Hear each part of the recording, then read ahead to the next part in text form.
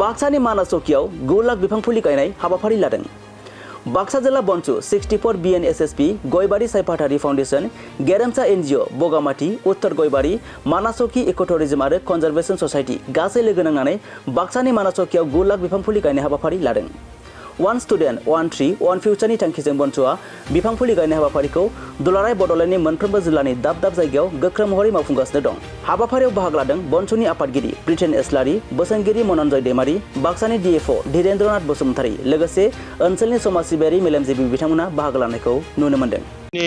जोङो बाक्सा जिल्ला बनसुनिफ्राय जि दंफां गायनाय हाबाफारि बियो फुंनिफ्राय जागासिनो दङ आरो खोब मोजाङै माने गायगासिनो दङ, बयबो हेफाजाब होलायदों।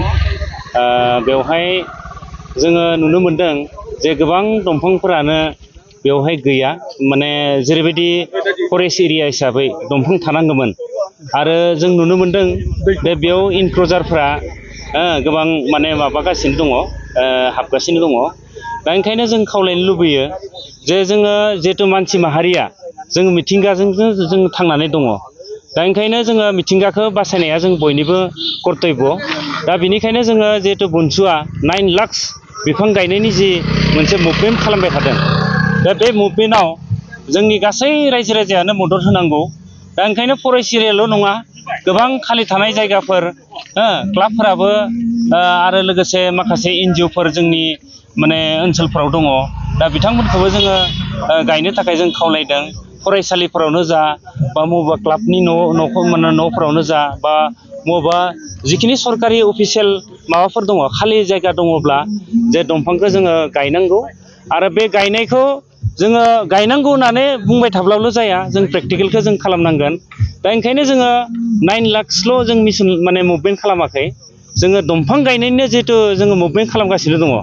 दा बे दंफां गायनायनि बेलायाव आङो बयखौबो रायजो राजाखौ जे अन्तत' दसे समब्लाबो माने खामानिखौ दोनथ'नानै दंफां गायनायखौ जाहाथे गोसो होयो। खारन जोंनियाव ग्लबेल माने वार्मिंआ जागासिनो दङ। दिनै गोबां माने दुंथाय बांगासिनो दङ, 40 डिग्रिनिफ्राय 50 डिग्रि जानो थांगासिनो दङ। दा 50 डिग्रि जायोब्ला गोबां जोंनियाव गोबां मोनसे साइड इफेक्ट जागोन। मानो होनबा स्किननि डिजिज फैगोन, हार्टनि प्रब्लेम फैगोन, हेडेक माने खर' सानायनि मोनसे माबा फैगोन, माखासे बिजानुफ्रा जोंनि देहायाव गाग्लोबगोन। दा बेनिखायनो जोङो जिहेथु बे दंफां लाइफांजोंसो मानसि माहारिया थांनानै दङ।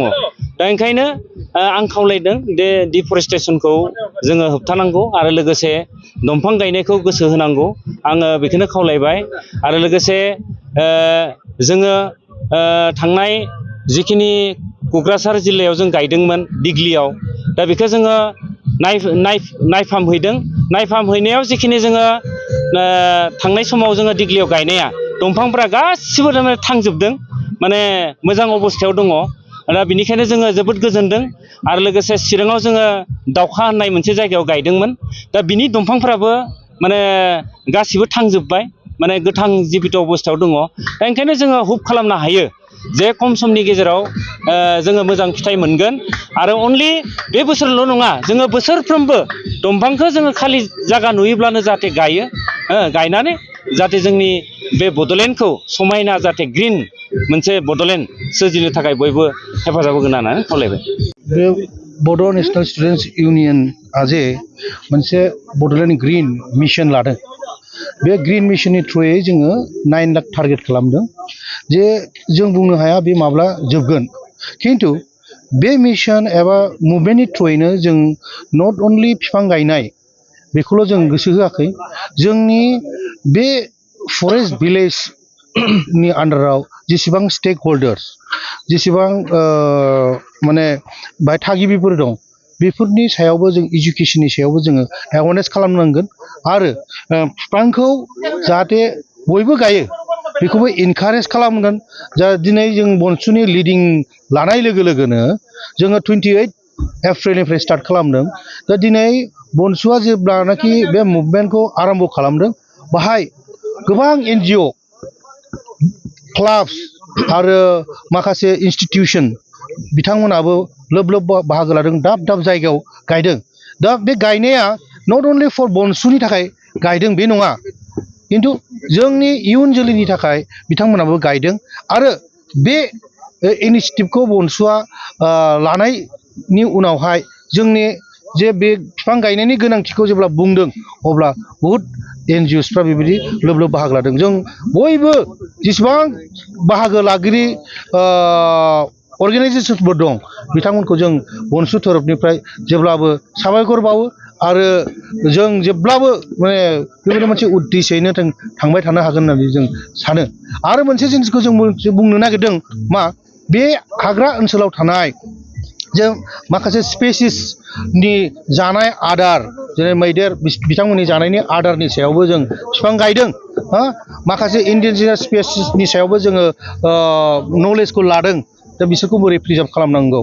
ओमफ्राय मोनसे जिनिसखौ बुंदों जे इन्टारेस्टिं पइन्ट, बे इन्टारेस्टिं पइन्टआनो जाहैबाय जोंनि आसामाव लायन गैया। दा जों हायोब्ला लायनखौबो बेहाय लाबोनाया मोजां। मानो होनबा जुआवल' नुयो जोङो, सिरियाखानायावल' जों लायन नुदों, खिन्थु जोंनि BTC एबा आसामाव खुनु लायन गैया। लायन गैयिनि थाखाय माने जोंहा राजा गैयि जानानै दं आरोखि। दा जों लुबैयो माने जोंनाव लायनखौबो जोंनि आसामाव एबा BTCआव स्पेसियेलि दोनफैयोबा आरो साबसिन जागोन। जों बेखौ नोंथांमोननि मिडियानिफ्राय जों माने खावलायहरनाय थाबाय आरो। मिडिया फारसे नोंथांमोनसिम रोजा रोजा साबायखर बावनाय थाग्रोबाय। बाक्सा जिल्ला बनसु हिसाबै जों दिनै नैबेवहाय मिरु बनसुनि थिननायलाय जों दिनै नैबे हाबाफारिखौहाय लाफुंनो थाखाय साक्सेसफुल जाबाय होननानै आं बुंनांगोन। आरो लोगोसेनो जोंखौहाय मदद होदों जोंनि गोबां ओनसोलनिनो NGO आरो समाज सिबियारि आरो लोगोसेनो रायजो राजा जोंनि बे लकेल ओनसोलनिनो बिथांमोना जोंखौ जोबोद खस्थ'नि गेजेरजों दिनै सम दिहुननानै नैबे गरम बोथोर समावहाय हेफाजाब होफैदों। आं बाहाय बिथांमोननि मुंखौहाय इन्डिभिजुवेलि एक्जेक्टलि मोनथिया, नाथाय बबे बबे गामिनि बबे बबे NGOफोरा बाहागो लाफैदों बेखौ आं नोंथांमोननो फोरमायना होनो लुबैयो। जेरैहाय NGO हिसाबै दिनै जोंनि गेजेरावहाय गयबारिनि सायपात्रि NGOआ बिथांमोना नुजाफैनो हादों। लोगोसेनो बगामाथिनि गेरेमसा NGO बिथांमोना नुजाफैनो हादों आरो बोरिमाखा ओनसोलनि जनाखि NGOआबो नुजाफैनो हादों। आरो लोगोसेनो जोंखौ मैयानिफ्राय माने प्रग्रामखौ लाजेननायनि सिगांनिफ्रायनो बिथांमोना जोंखौहाय गोलाव समनिफ्राय मदद होबोबाय थानाय मानास चौकी इक'टुरिजम NGOखौबो जोङो रोजा रोजा साबायखर बावनो सानो। आरो लोगोसेनो उत्तर दंबान कमिटिनि रायजो राजा बिथांमोनाबो दिनै जोंनि गेजेराव नुजाफैदोंमोन। आरो बिदिनो लकेल ओनसोलनि आलिगुरि, अदालगुरि, आमगुरि, मदायि सुप्पा आरो बेलगुरि गामिनिफ्राय नुजाफैनो हानाय गासैबो रायजो राजा बिथांमोनखौ लोगोसेनो आफादगिरि नेहाथारि बिथांमोनखौ नैबे मिडियानि गेजेरजों आङो बिथांमोनखौ साबायखर बावहरनो सानो। लोगोसेनो जोंनि ओनसोलनि मोननै BOPनि आमगुरि BOPनि SSP IC बिथांजों लोगोसे बिथांमोननि मावथि हान्जाफ्रा जोंखौ दिनै मदद होफैदों। आरो उत्तर कुसिनि BOPनि IC इनचार्ज बिथांजों लोगोसे बिथांनि मावथि लोगो बिथांमोना जोंखौ हेफाजाब होफैनो हादों। बिफाननि DFO सार बिथाङाबो दिनै नैबे हाबाफारियावहाय नुजाफैदोंमोन आरो लोगोसेनो बिथांजों रेन्जार बिथांमोनाबो दिनै जोंखौहाय मदद होफैनायखौ जों नुनो मोनदों। आरो बिनि थाखाय बिथांमोननिसिम आङो बनसु आफाद बाक्सा जिल्लानि जानानै रोजा रोजा साबायखर बावहरनो सानो।